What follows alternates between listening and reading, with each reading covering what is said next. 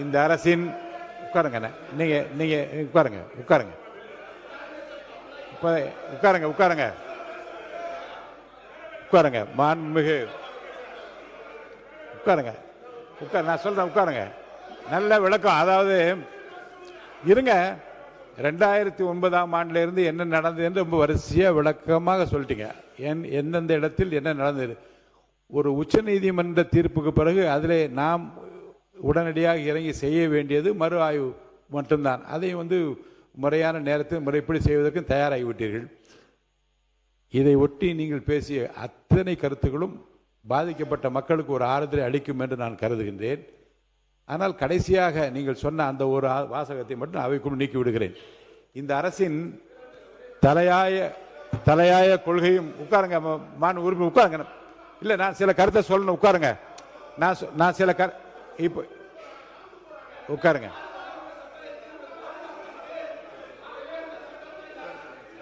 உட்காருங்க உட்காருங்க உட்காருங்க உட்காருங்க உட்காருங்க. இந்த அரசின் உட்காருங்க உட்காருங்க. நீங்க இந்த அரசின் தலையாய முதன்மை கொள்கையாக இந்த போதைப் பொருள் ஒழிப்பு இருக்கிறது என்பதை நாம் அனைவரும் அறிவோம்.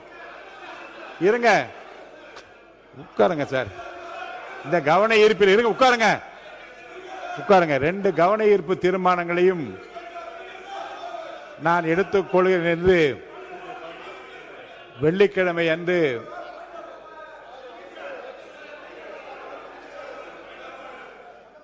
நீங்க உட்காருங்க உட்காருங்க உட்காருங்க.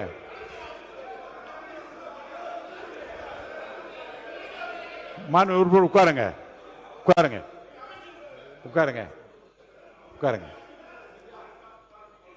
நான் மீண்டும் சொல்கிறேன், கவன ஈர்ப்பு தீர்மானம் என்று வருகிற போது மாண்பு உறுப்பினர் ஆஸ்டின் உட்கார்ந்துட்டு நிறைய கேட்கிறார். அவருக்கு இன்னும் அவர் ஒரு மூத்த உறுப்பினர், அனுபவம் வாய்ந்தவர், விதிகளை பற்றி எல்லாம் தெரிந்து கொள்ள முயற்சிப்பவர். அவர் உட்கார்ந்துகிட்டே பேசினார், பரவாயில்ல. இப்போ கவன ஈர்ப்பு தீர்மானத்தை இன்று காலை சிறப்பு கவன ஈர்ப்பு தீர்மானமாக எடுத்துக் கொள்கிறேன் என்று முன்வரிசையில் அமர்ந்திருக்கின்ற அனைத்து கட்சியை சார்ந்தவர்களுக்கும் இந்த வாய்ப்பு அளிக்க வேண்டும். என்றால் இது இந்த அரசனுடைய தலையாய கொள்கையாக இருக்கிறது.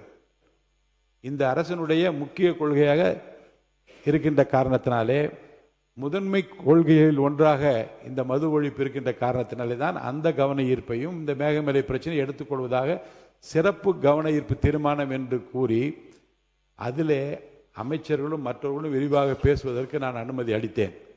வெறும் கவன ஈர்ப்பு தீர்மானம் என்றால் உறுப்பினர் கவனத்தை ஈர்க்கிறேன் என்று மட்டும் சொல்ல வேண்டும். அப்போது அமைச்சர் ஏதேனும் அறிக்கை தந்தால் அந்த அறிக்கையின் மீது 2 கேள்விகள் மட்டும்தான் கேட்க முடியும். இதுதான் விதி. இந்த 2 கேள்விகளை தாண்டி பேச முடியாது.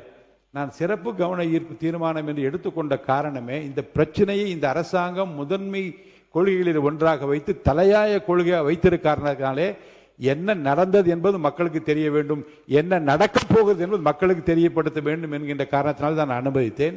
எனவே மாண்பு உறுப்பினர் எந்த விதியும் மீறவில்லை என்பதை நான் அவர்களுக்கு தெரிவித்துக் கொள்கிறேன். அடுத்தடுத்து இந்த கவன ஈர்ப்பு தீர்மானங்களிலே பல்வேறு பிரச்சனைகளில் முனைப்போடு ஆளுங்கட்சியை சேர்ந்தவர்களும் எதிர்கட்சியை சேர்ந்தவர்களும் நீங்கள் முனைப்போடு பல தீர்மானங்களை எல்லாம் கொடுத்திருக்கின்றீர்கள் கவன ஈர்ப்பிலே.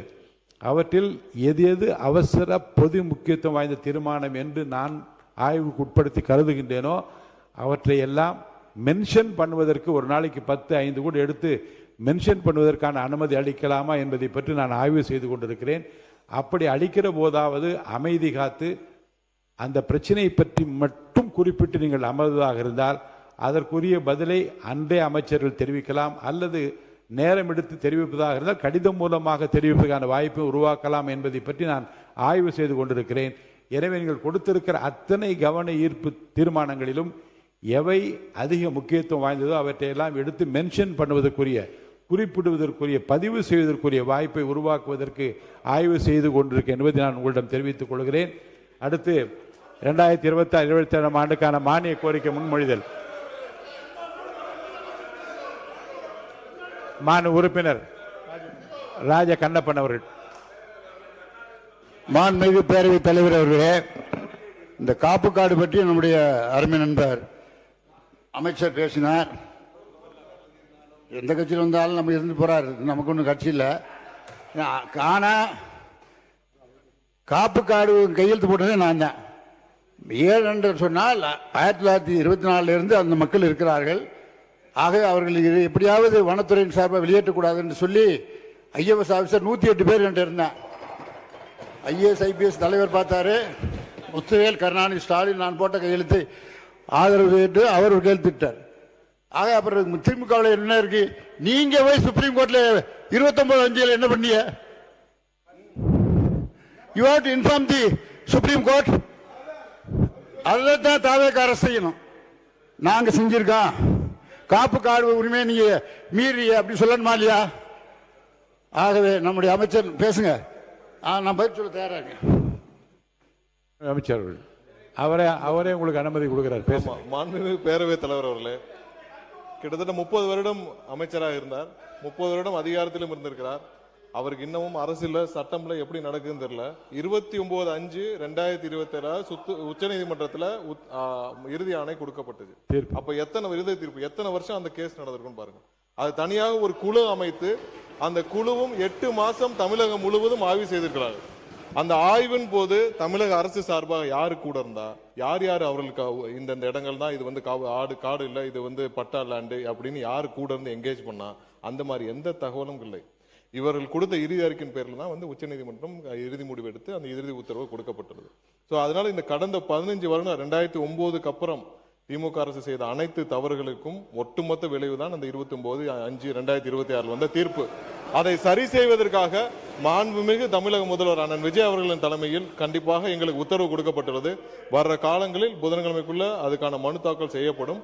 அது முடிந்த பிறகு என்ன மாதிரியான நிலைமையை, அங்கு உள்ள பகுதி மக்களின் நிலைமை, எதனால் இவர்கள் வந்து பூர்வக்குடிகள் என்னெல்லாம் அனைத்தையும் ஆராய்ந்து ஒரு இறுதி முடிவுக்கு வழக்கறிஞர்களுடன் ஆராய்ந்து வருகிறோம். கண்டிப்பாக மக்களை பாதுகாக்கும் ஒரே குறிக்கோளுடன் முதல்வரின் உத்தரவு பேரில் செயல்பட்டு வருகிறோம்.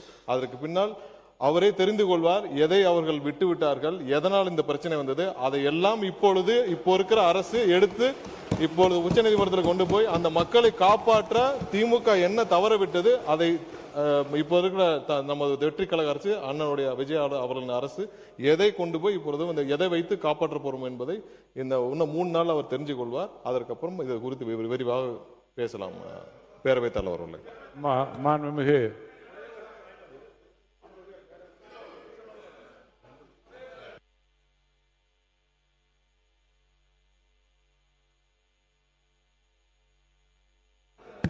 மாண்புமிகு பேரவைத் தலைவரே, கர்நாடக மாநிலத்திலே 3 தமிழர்கள் கொல்லப்பட்டிருக்கிறார்கள் என்ற ஒரு அவசர தீர்மானத்தை காலையில் கொடுத்தேன். ஏன்னா அது முக்கியமானது. நல்லது. நீ காலையில கொடுத்து கர்நாடகா வரைக்கும் போயிட்டு வரணும். அமைச்சருடைய பதிலுரைக்காக காத்திருக்கிறேன். பதில் வந்தவுடன் எடுத்துக் கொள்ளப்படும். 2026-27 ஆண்டுக்கான மானிய கோரிக்கை முன்மொழிதல். பேரவைக்கு ஒரு அறிவிப்பு. 2026-2027 ஆண்டுக்கான மானிய கோரிக்கைகளை பேரவையில் முன்மொழிவது குறித்து மாண்புமிகு ஆளுநர் அவரிடமிருந்து கீழ்காணும் செய்தி வரப்பெற்றுள்ளது. Message. In pursuance of clause 3 of article 203 of the Constitution of India, I, Rajendra Vishwanath Arlekar, Governor of Tamil Nadu, hereby give my recommendation to the moving in the Tamil Nadu Legislative Assembly of the demands for grants for the financial year 2026 and 27. 2026-27 ஆண்டுக்கான மானிய கோரிக்கை மீது விவாதம், வாக்கெடுப்பும். மானிய கோரிக்கை எண் 19 மருத்துவம் மற்றும் மக்கள் நல்வாழ்வுத்துறை. மாண்புமிகு மருத்துவ கல்வி மற்றும் மக்கள் நல்வாழ்வுத்துறை அமைச்சர் அவர்கள்.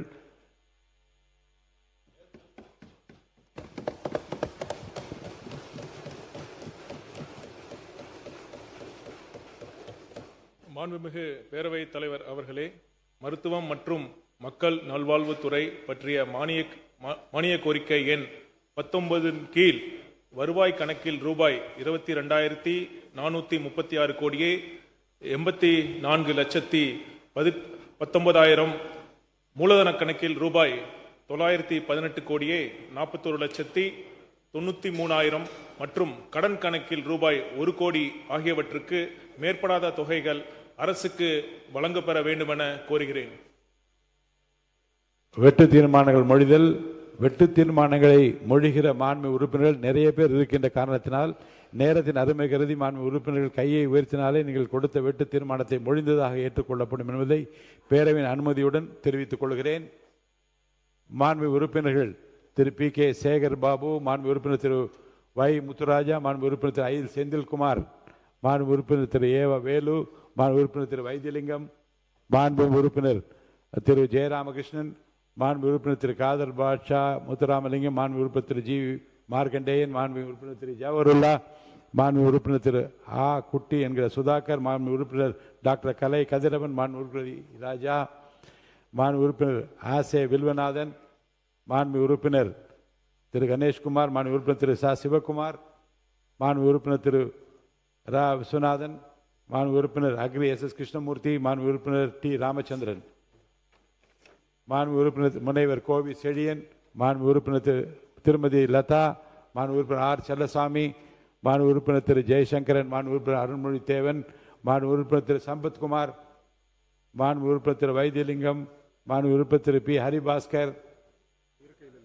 இருக்கையில் இல்லை இருக்கீங்களா, மாண்பு உறுப்பினர் ஹரிபாஸ்கர், மாண்பு உறுப்பினர் மனோஜ் முனைவர் பால் மனோஜ் பாண்டியன், மாண்பு உறுப்பினர் ஆஸ்டின், மாண்பு உறுப்பினர் திரு ராஜேந்திரன், மாண்பு உறுப்பினர் திரு க கருணாநிதி, மாண்பு உறுப்பினர் திரு இளங்கோ, மாண்பு உறுப்பினர் ஆர் காமராஜ், மாண்பு உறுப்பினர் திரு அம்பேத்குமார், மாண்பு உறுப்பினர் திரு எஸ் எம் சுகுமார், மாண்பு உறுப்பினர் கோ ஹரி, மாண்பு உறுப்பினர் சூரியனூர் ஆ சந்திரன், மாண்பு உறுப்பினர் திரு க கார்த்திகேயன்,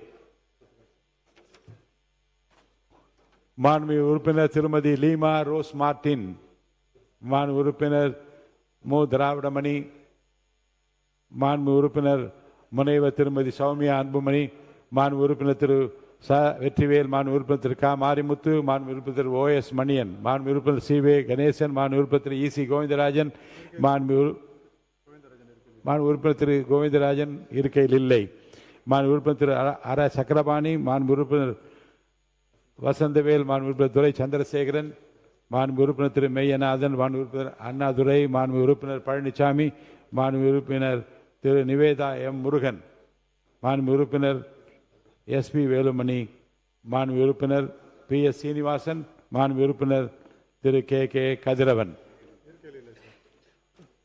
கதிரவன் இருக்கையில் இல்லை. மானிய கோரிக்கை எண் 41 வருவாய் மற்றும் பேரிடர் மேலாண்மை துறை, மாண்பு வருவாய்த்துறை மற்றும் பேரிடர் மேலாண்மை துறை அமைச்சர் அவர்கள்.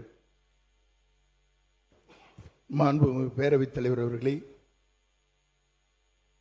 100 நாள் இந்த நன்னாளில் தமிழகம் போற்றும் இந்தியாவை வரவேற்றுக் கொண்டிருக்கிற தமிழக வெற்றி கழகத்துடைய தலைவர், தமிழ்நாட்டுடைய முதலமைச்சர் அவர்களை வணங்கி, அவரை பொறுத்தவரையிலும் புரட்சித் தலைவர் எம்ஜிஆர் அவர்கள் முதலிலே கட்சியை துவங்கினார். துவங்கிய ஆண்டே அவர் தமிழ்நாட்டுடைய முதலமைச்சராக அரியணையிலே அமர்ந்தார். அதே போல முதலிலே கட்சியை துவங்கி இன்று தமிழ்நாட்டின் முதலமைச்சராக அரியணையிலே அமர்ந்து கொண்டிருக்கிற மாண்பு தமிழக வெற்றி கழகத்துடைய தலைவர் தளபதி அவர்களுக்கு முதலிலே என்னுடைய நன்றியை நான் தெரிவித்துக் கொள்கிறேன். அவருடைய அரவணைப்பால் இன்று வருவாய்த்துறை அமைச்சராக பேசுகிற ஒரு வாய்ப்பினை உருவாக்கி தந்தமைக்கு நம்முடைய தமிழக வெற்றி கழகத்துடைய தலைவர் தளபதி அவர்களுக்கு கோடான கோடி நன்றி மலர்களையும் நான் முதலில் தெரிவித்துக் கொள்கிறேன். மாண்புமிகு பேரவைத் தலைவர் அவர்களே, வருவாய் மற்றும் பேரிடர் மேலாண்மை துறை பற்றிய மானிய கோரிக்கை எண் 41 கீழ் வருவாய் கணக்கில் ரூபாய் 8,816 கோடியே 97,57,000, மூலதன கணக்கில் ரூபாய் 7,000 மற்றும் கடன் கணக்கில் ரூபாய் 1,78,82,000 ஆகியவற்றுக்கு மேற்படாத தொகையை அரசிற்கு வழங்கப்பெற வேணும் கோருகிறேன்.